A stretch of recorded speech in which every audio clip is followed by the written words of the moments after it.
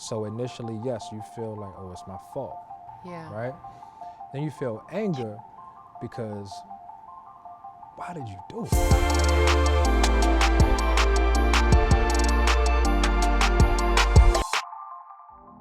Hi everyone, it's Dr. Tosh and Wiley Funeral Homes, and we are here at our house in Baltimore. We want to say thank you to our sponsors for this series, Noisy Tenants. Now, one of the things I love about Noisy Tenants is their belief in community.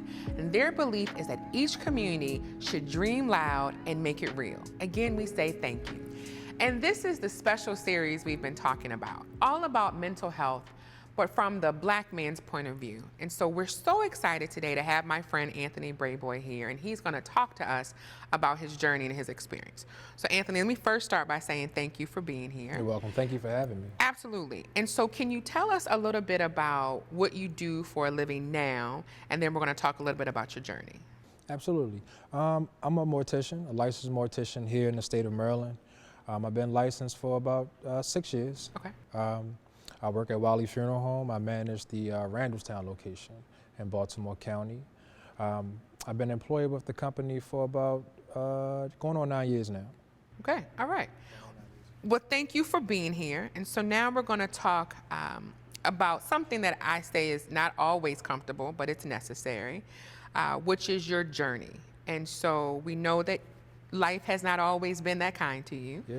So can you talk to us about your journey and what loss has looked like and felt like for you? Okay. I've unfortunately had to experience a lot of losses. But for me personally, the most traumatic one would have been the loss of my father. I did lose my father at a young age. I was 14 years old, raised in West Baltimore. My event was that my father unfortunately passed from an overdose. We all know that drugs is very important and it has a strong hold on the Black community in Baltimore City. So his passing through drugs has, at that age traumatized me. My situation, I was with my father for the weekend. A typical son spends the weekend with his dad. My weekend came to an end. My mom was there to pick me up. She beeped the horn. I let my dad know, hey, I'm getting ready to leave. I nudged him, Pop, I'm about to be gone, and he didn't respond. So I initially thought, he was asleep. But that situation, he was transitioning. He was he was deceased at that time. I went home, typically got ready for bed. It was a Sunday night, maybe an hour and 45 minutes later, we received a phone call that something bad had happened. So me and my mom went to Boston Care Hospital, and there, they officially told us that, we're sorry your loved one has passed on. I am sorry to hear that. The picture that you've painted, certainly to, say that you're leaving for the day, for the evening, to your father, not realizing, of course, at 14, what's happening. And so talk to us a little bit about how that has shaped you over the years. Absolutely. Going back, that situation, I went through shock. Yeah. It traumatized me. I shut down. I didn't really know how to grieve. I didn't know how to open up to people. I didn't know how to express the fact that I was hurting, at a young age. We're not taught that. We're not taught how to, hey, I need help. I need to talk to someone. Like, I do not know how to deal with this. Yeah. So for me, I acted out. I acted out in school. I started hanging with, some of the wrong people that I shouldn't have been hanging with earlier on.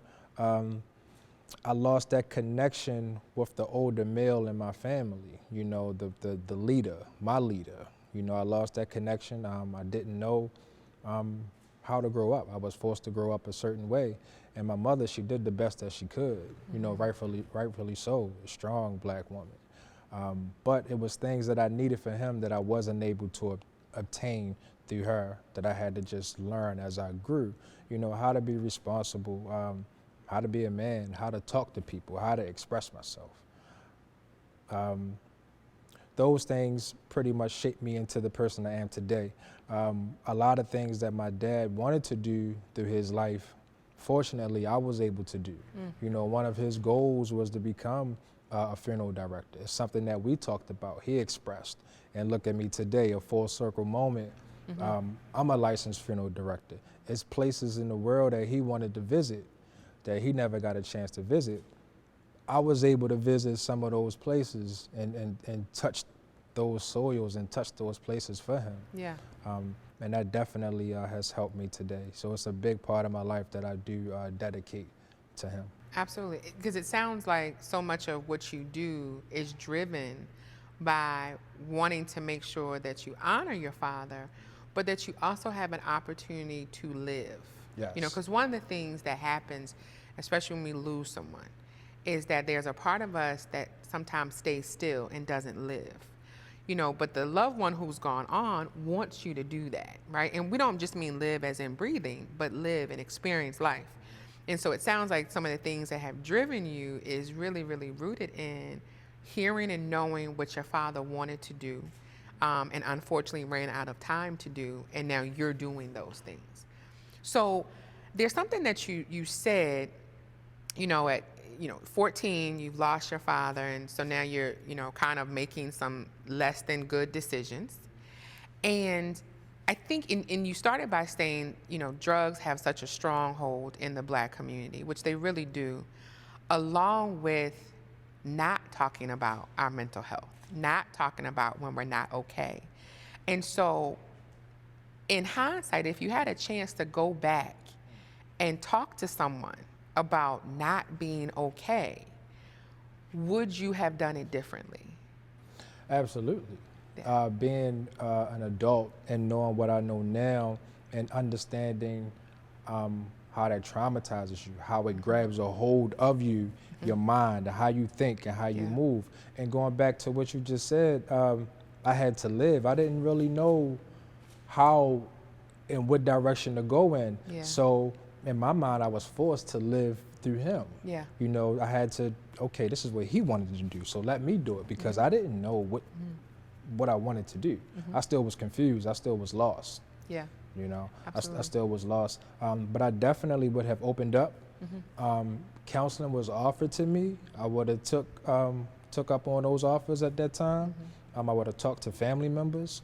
I wouldn't have listened to some of the advice that I was given at an early age from people that was trying to give me the wrong advice. Yeah, because our people have often given the wrong advice, sometimes out of what they believe is love, right? But you made a great point when you said if counseling would have been offered to me, because we dropped the ball with that with so many of our Black children, especially our Black boys. And so, we've taught our boys not to feel emotion, not to cry, not to be sad, to always be strong. We've set this definition of what a man is, and sometimes that's associated with strength and not having emotion and always supposed to be tough and rough and just this rigid person. And so one of my questions then to you becomes, as an adult, how do you feel like this has affected you? Going back to what you just said, being a man and becoming a man and learning how to deal with emotions. Most men don't know how to deal with emotions. I'm an example of that. I experienced that. We hold on to so much because society tells us that we have to be strong. We can't cry. We can't express ourselves without feeling like unmanly. Because we're told that, we're supposed to be strong, strong for everybody, be strong, brother, be this, be that. No, it's okay to cry. Right. It's okay to be emotional. It's okay to want to talk to somebody and want to voice your opinions. And it's okay to ask for help, because as men, we don't have all the answers. Right. But society tells us that we should, and unfortunately we lash out. Yeah. We at the wrong people in the right time, because they're trying to help us. Right. But we lash out. No, I'm okay. Yeah. You know, no, I don't need no help. I don't need to talk to nobody. No, you have a problem. Yeah. Let's talk about it. Yeah. And what I've learned as I've gotten older, it feels good to finally be able to talk about something that may have hurt you. Yeah. You know, and it's baby steps. You know, Absolutely. I'm not perfect. I'm human. So it's still things that I've went through that I still don't feel comfortable openly talking about to everyone, right? But this particular situation, yes, I do. You know, because by me being a funeral director, I come in contact with so many families and people that were in the same situation as I was in. You know, I'm meeting with men that are burying their children, their parents, to drug overdose. So in that situation, it affects me more personally because I know what this person is going Right. to. I had to plan a funeral for a loved one that died of a drug overdose. So I know how it feels to sit on the other side of that table, you know? And they talk to me and they say, man, I don't know how to talk to nobody about it. What do you do? Yeah. Brother, talk to somebody. Yeah. You can talk to me. Yeah. You know, it's okay to talk about it. Absolutely. And you know, you led right into, I think, the next part of the conversation, you know, which is how do we support? You know, because one of the things you talked about is becoming a man and lashing out sometimes at the wrong people and, you know, people who just maybe want to help you. And so we know that often creates this conflict at times between black men and black women, right? Yes. The black woman is saying he's so closed off, he doesn't express emotions, or then when he does, it's anger, or you lash out, or you shut down. Although we have to own that a part of what we have done is taught our black boys not to cry, because Yes. it's for girls, and not to feel, because it's for girls. We have to own that Yes. part. And so what happens then is all of us get older, and then the same black boy who we told not to show emotion is now in relationship as a black man and doesn't show emotion. And so what would be something that you would want, or some things that you think that black women can do to support black men who are maybe starting their journey towards healing emotionally, or maybe aren't ready to face it at all yet? And just to go back right quick, one thing in particular for me is that I got distant. I would get distant Okay. and quiet, Yeah. which I always felt as though wasn't a good side of me. Yeah. You know, I would literally get distant and quiet and elope, disappear for a Yeah. while. You know, whether that was staying home or going away, just off the grid. My suggestion to black women would be, and women in general, not just black women, would be to support us and give us space. You know, but give space with the understanding that when you're ready to talk, I'm here. Okay. You know, is it something or one small component of what you're going through that you would like to talk about today? We don't have to go through the whole scenario, but what part do you want to talk about today? And just be supportive. Yeah. And having a no judgment zone, open conversation. Yeah. You know, like no judging. Whether the response that the man is giving is right or wrong, just listen. Yeah. Just listen. Absolutely. And sometimes we don't want a response. We That's just a good want you point. to listen. You know, you can tell me a few days later if I was right or wrong, or offer another suggestion on how to handle it. Yeah. Yes. You know, I think you say something that is really, really important to hear too, which is to give space, but then upon the return, we're not going to focus on the absence, Yes. right? And I think that is a part of, you know, and this is just the truth, and that divide really does go back to slavery. You Yeah, know, right? When you it when does. you look at, here we are as families who are now divided, or you've got, you know, black men who are slaves who have to watch black women being assaulted, being, you know, absolutely horribly treated wrong, and feeling emasculated. And so you have this black man who is saying, she's going to reject me because I didn't protect her. And the black woman is saying, but I just want you to comfort me right now. That's right. And so we built this divide. And so I think you give a great solution to that, which is, I do have to step away sometimes. And I'm going to return, but I need to hear that you're okay with me doing that. Yes. And then when I return, I might not want to talk about all of why I had to leave. Like, let me start this healing journey. Yes. Absolutely. Okay. Yeah. And I get that. Absolutely. It's in parts. Yeah. Because as men, we communicate in parts. Yes. You know, absolutely. we communicate in areas. I may want to talk about one thing today, but not everything that I'm going through.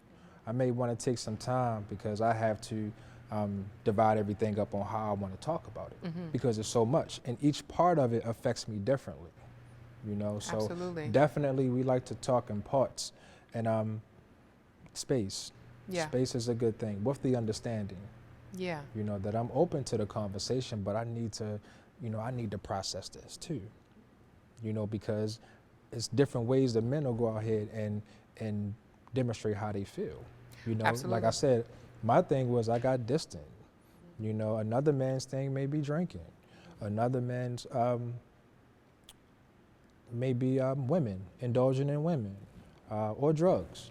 Absolutely. So, you know, men are different, but we do need the space with the understanding that we will be ready to talk at that time. Yeah. Yeah.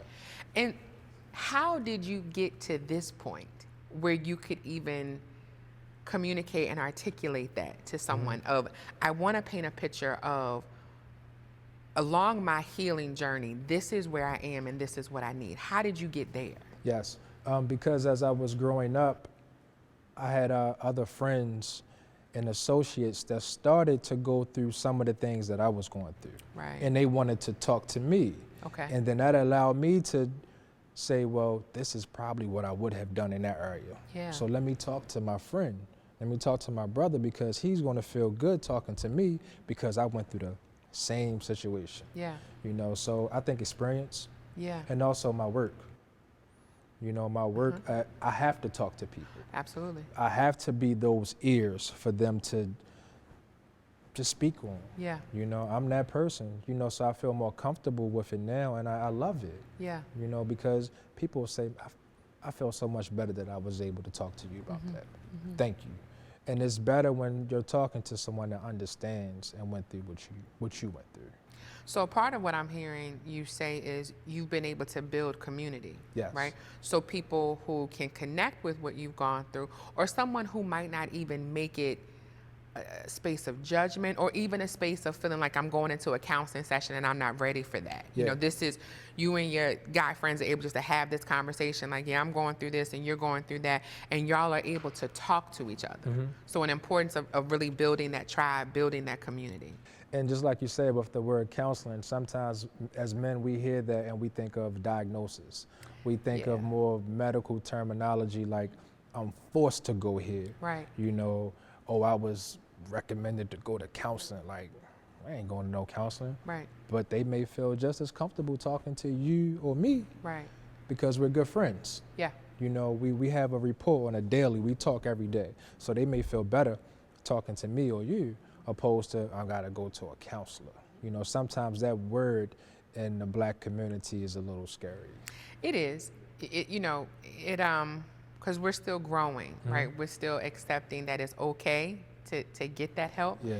But, you know, I think it's important to build that community because I think the community can tell you when maybe your needs are a bit greater than how the community can help. Yes. And I think that's such an important part of where we're moving as a society, as a people, as a Black people, that now we're having a conversation where, you know, maybe two friends can say, you know, have you ever thought about talking to somebody? Because I hear this, but this is really, really deep, you know, in what you've gone through and experienced. And, you know, I do believe it is vital for our Black men to be able to have those conversations with, I think, other brothers. I think because I think sometimes, you know, as the woman, we want to step in and have the conversation. And yes, but the same way you can't see all of my lens, I can't see all of yours. Because your life experiences and your identity as a Black man in this country is one lens. Mine is going to be different as a Black woman. And so I think there's such a major part in value to what you're saying, which is we need to all, literally, I can sit with my community and my community can say to me, maybe you could talk to somebody now because you seem to be comfortable talking now. Yes. So maybe you could talk. Yes. Okay. Yes. Yes, Absolutely. absolutely. And also, you feel comfortable talking to your friends, and then maybe your friends can say, you know what, I don't have all the answers for this situation, but I can guide you in a direction to somebody who does. Absolutely. And then that can lead into counseling. Absolutely. You know, and it's about being comfortable. You know, okay, I talked to my best friend. They got me from point A to B. From point B to C is the counseling now. Yeah. You know, I feel I'm ready. Absolutely. I'm ready. Absolutely. Yes, absolutely. Now, let me ask you this, because it's something, and I'm going to go back to just experiencing the loss that you've had. Yes. Did you have any guilt, any feelings of guilt when you left your father, not knowing, it's important to be honest, not knowing what was happening, but is that a part of what you wrestled with?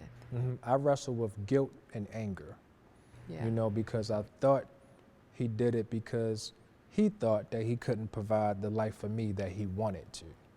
So initially, yes, you feel like, oh, it's my fault, Yeah. right? Then you feel anger because why did you do it? Yeah. You know, like, was that selfish of you? Like, did you think about me? Did you, Right. like, why did you do it? Right. So it was both. Yeah. And I couldn't figure it out at a young age. So Absolutely. that caused me to shut down Yeah. and get quiet and Yeah. distant because I was battling those two, guilt and anger. Mm-hmm. You know, like he did that because he wanted to do something for me that he couldn't do. You know, but the anger was like, why did you leave me in this world like this? You know, I didn't know about half of the things I was getting ready to go through, you know, and you left me to figure it out on my own. Yeah.